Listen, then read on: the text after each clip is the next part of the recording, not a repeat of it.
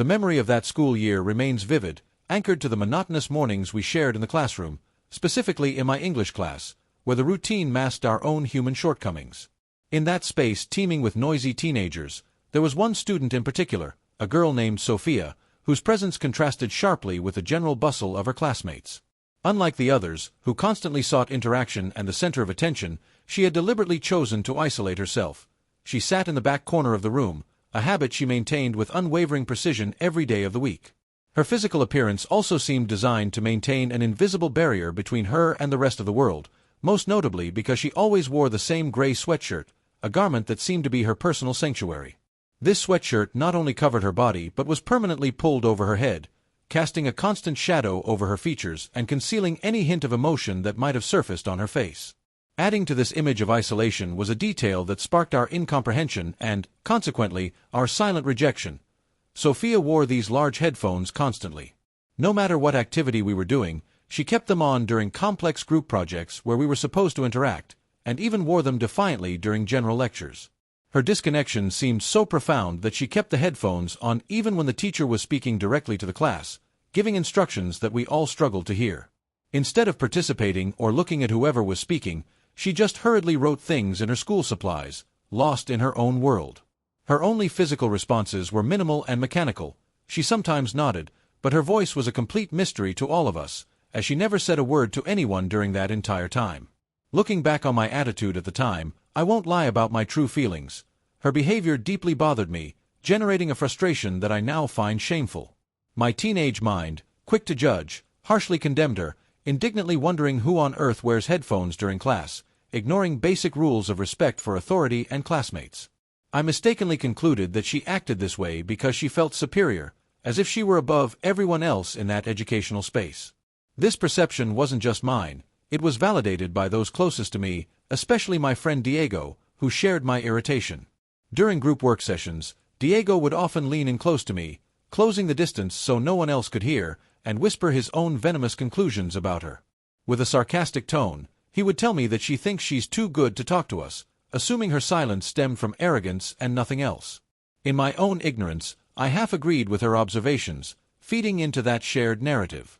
From my biased perspective, she always seemed arrogant, exhibiting an attitude I interpreted as her making a public statement by deliberately ignoring everyone.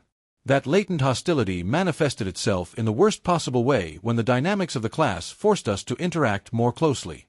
I clearly remember that once, our teacher, Ms. Garcia, organized an activity that would require collaboration and assigned us partners for a project. Fate dictated that Sophia would be paired with this boy named Mateo, someone known for his lack of tact. From a distance, I watched as Mateo approached her and tried to speak to her 3 times, seeking to initiate coordination for the work ahead. The interaction was painfully one-sided. She didn't utter a sound, just stared at him with that inscrutable expression she always wore. Then, instead of responding verbally, she wrote something on her paper and handed it to him, a gesture Mateo interpreted as the ultimate insult.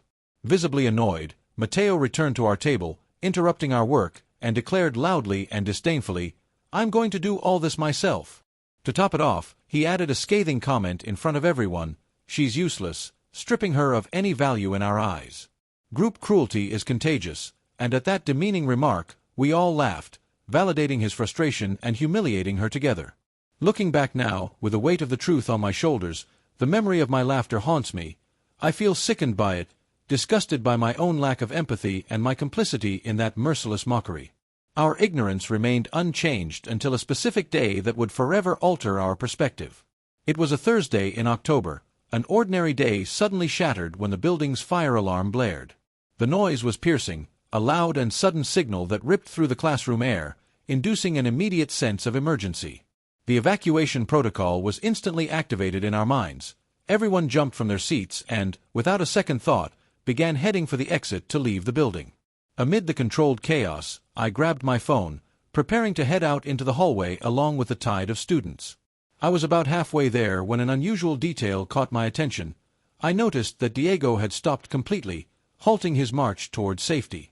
Following the direction of his gaze, I realized he was looking toward Sophia's desk, which remained in its usual corner. The scene was surreal. While orderly panic gripped the surroundings, she wasn't moving at all. Everyone else was rushing out of the room, flowing toward the emergency exits, but she just sat there, in the back corner of the hall. Her immobility was absolute, frozen, her gaze blank as she stared at her notebook while chaos swirled around her. Despite her rigid posture, the panic was physically manifesting in her body. I clearly saw her hands trembling uncontrollably on the surface of the desk.